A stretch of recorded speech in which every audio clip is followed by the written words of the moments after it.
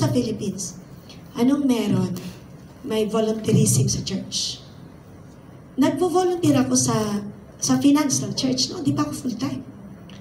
Kaya yung passion mo nagtuloy-tuloy, hindi ako uwi ng uwi. Yung, halimbawa, alam ko may gagawin pa sa church, mag-stay ako. Amen? Kasi pag uwi ka, nasa kwarto ka, nagfo-phone ka rin lang. Nagfi-Facebook ka, kung ano na pinapanood mo. Parang wala akong kausap. Amen. Tapos yung pinapanood mo, ay bilhin ko to. Bili ka na bili, wala ka ng pera. Tapos kaka-Facebook mo, naligawan ka, hi miss, ano ba naman to? Ba't to? Ikaw nandito ka, busy tayo na tumutulong dito. Walang manliligaw sa'yo, may asawa ka kaya. Mape-preserve ang buhay mo. Kasi busy ka kay Lord. Dito sa Hong Kong, mga kapatid, ang Hong Kong ay everyday may sale. So, hindi ako na-damage kasi I'm always sa gawain. So, hindi ako mamaya shopping ng shopping. Hello? At dahil di ako mahilig manood ng kung ano ang fashion, di ko ano isuot ko, di ang ganda ko, pasyonista ang itsura. Amen. Pero pag tinignan mo, wow, hindi halata. Nakuha niyo ang point ko?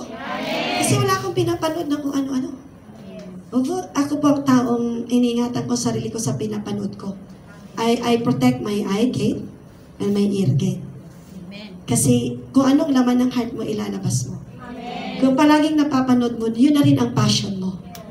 Kung pinapanood mo puro love story, next time, mamimili ka na rin ng pampaganda mo.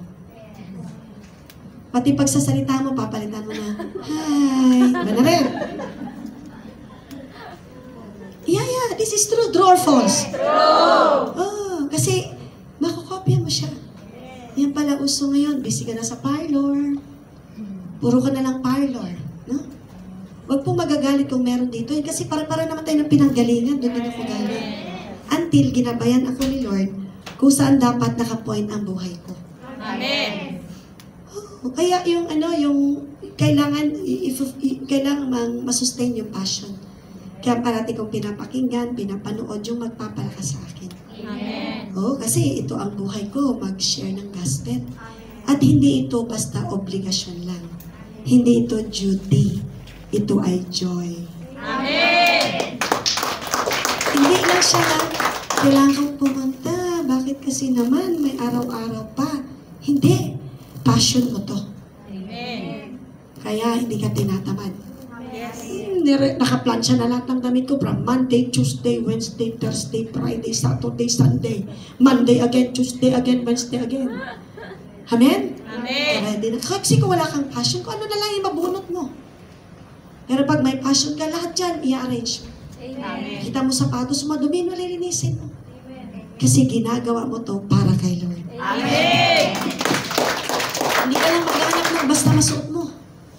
Nagpe-prepare ka rin, pinagmamatch-match yan ni Lord. Hello? O, di ba parang bagay na bagay? O, di ba yung buko, hindi ko na pinapagupitan. Nag-match din siya. Sa edad kong 58. Hindi ko yan napapanood sa mga pinapanood. Walang pinapanood. Pero sabi ni Bishop one time, Diyo, alam mo, bagay pala sa iyo ang mahabang buhok. Wala naman akong pinunta ng parlor, ay, what do you think that match me? Kaya just copy this for me. Wala akong panahon dun. Kaya kulot-kulotin ko na lang mag-isa yung buhok ko. Habang may kausap ako, ginagano ko na siya. So, sabihin mga kapatid, naiingatan ka at na susustain yung passion na nasa sa'yo. Amen. Kaya sa katabi natin, kumusta ka na kaya? Kumusta ka na kaya? After 10 years. Umalab kay Lord o nawala ang alab? Umalab. Lalong umalab? Amen. Lalong nagliyab? Amen. Dapat nagliyab. Hindi yung kung kailan tumagal, na wala na yung alab. Umalab lang makipag-away. Dapat ang alab ay kay Lord. Palakpakan natin. Marami pa tayong tinatanggap, mga kapatid. Amen. Amen, amen? So, anong kasunod dyan? Always pointing to Jesus. So, ang buhay natin always. Ultimately, our passion should always be directed toward Christ. Hindi passionate ka, tapos ikaw na yung sikat. No! Siyang source ng ating passion. Amen. And one, mga kapatid, and the one we seek, wala nang iba, kundi i-glorify siya. Kaya ko itong ginagawa para sa iyo to Lord. I love you, Lord. Kaya ang kanta mo, I love you, Lord. For your mercy never fails me. All my days I've been held in your hand.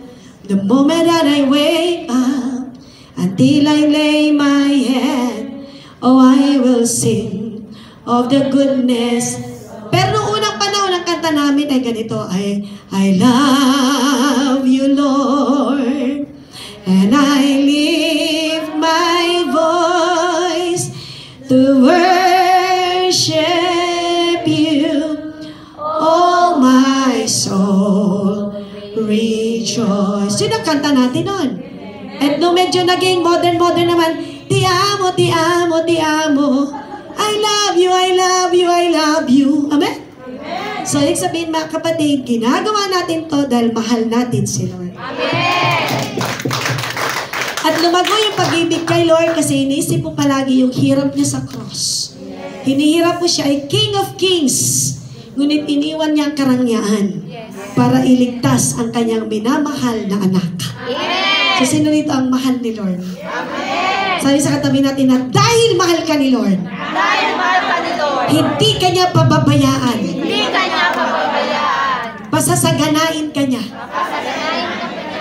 Alam niyo, pag mahal ka ng isang tao, dukot ng dukot yan para bigyan ka ng ikaliligayan mo. True or false? Pag mahal ka yan, paggagawan ka ng bahay. Bibilang ka niya ng diamond. Girl's best friend. Soul truth is parallel. Pag mahal ka ni Lord, lahat ng bagay sa'yo at makakabuti sa'yo, ibibigay ni Lord. So, paano ka pa hindi magiging passionate pag binalikan mo yung kanyang katapatan? Kaya yung paglilingkod kay Lord, dapat wag manlamig. Kasi deserve niya ang lahat mula sa atin. Na the best na paglilingkod. Amen? So, bigaw ng hallelujah. Hallelujah! So, to conclude, marami na ba tayong tinanggap talaga? Kaya, teka, meron ako na-miss. Huwag natin miss. Okay. Application. Are you ready for the application? Amen. Ano una? Take of your passion. Dapat palagi itong ginagawa. Reflect on your current level of passion in your service to God and others. Kung paano ka nag-serve sa iba. Baka kay Lord, mabuti ka sa iba, suplada ka. Ang galing mong punta sa church, kanta-kanta ka. Pero sa mga kasama mo sa bahay, binubulyawan mo. Dapat maayos ang ating paglilingkod. Amen. Mabuti ka sa mga kapatiran, sa mister mo. Ano lakay? Ano? Ang buti natin sa Panginoon, maayos naman. Pero sa mga anak mo, no. So, are there areas where your passion has waned? May area ba na nanghina yung passion na yan? Pray for God to ignite a fresh fire within us. Amen? Pangalawa, discover and utilize your spiritual gifts. Seek guidance from the Holy Spirit and wise counsel of others to identify your spiritual gifts. Use them to serve God and others with passion and excellence. Dapat ma-discover mo na. Sabi sa tabi natin, dapat ma-discover mo na. Ang spiritual gift na binigay ni Lord sa'yo. At kailangan nang ma-utilize yan. Pangatlo, seek opportunities for service. Opo, look for ways to serve God and others in your church. Pwedeng ang ministry mo ay intercession, prayer, kasi hindi mo linya ang kumanta, o baka kakasayaw ka naman. At makapag-serve ka sa church, sa community, and beyond. Step out of your comfort zone and trust God to use your passion for His glory. Alis ka na dun sa comfort mo na yung iyo lang lahat ang buhay mo, ipagamit na yung buhay na yun. Sa tabi natin, friend. Paggamit mo na ang buhay mo. Inaabangan ka ni Lord. Maraming paraan para magamit tayo ni Lord. Amen? Amen. So to conclude now, let us be a people marked by our passion in service. Sabi natin, let us be Let us be a people a people marked by our passion marked by your passion in service. As we cultivate our relationship with God, discover our spiritual gifts, and align our passions with His heart, we will experience the transforming power of passion in our lives and the lives of those around us.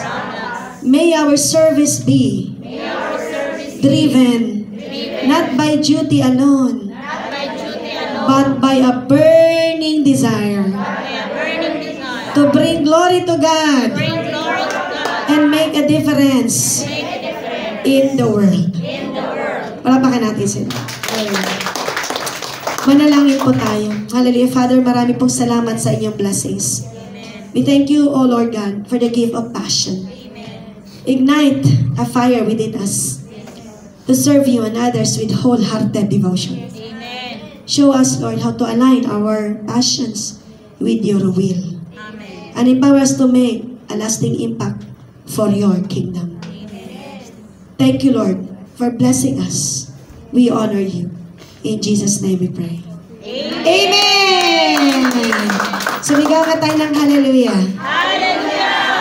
Kaya we pray ng passion of Christ, the passion of Christ, yan ang driving force behind our service. Not duty, not obligation, but the passion of Christ. Are you now ready also to give now to the Lord?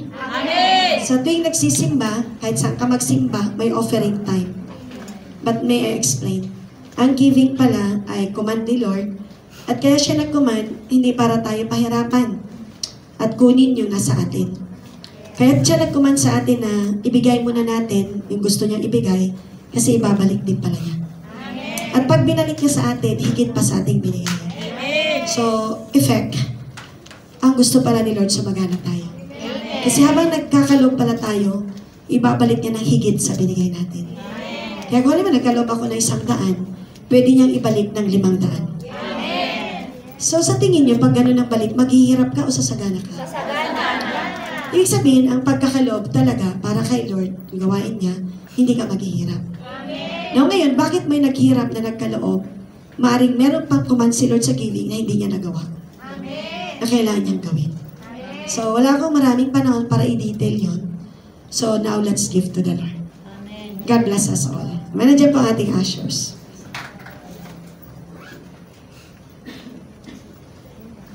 Ang command ni Lord, give with a cheerful heart. Amen? With joy in our hearts na nagkakaloob tayo. Praise the Lord.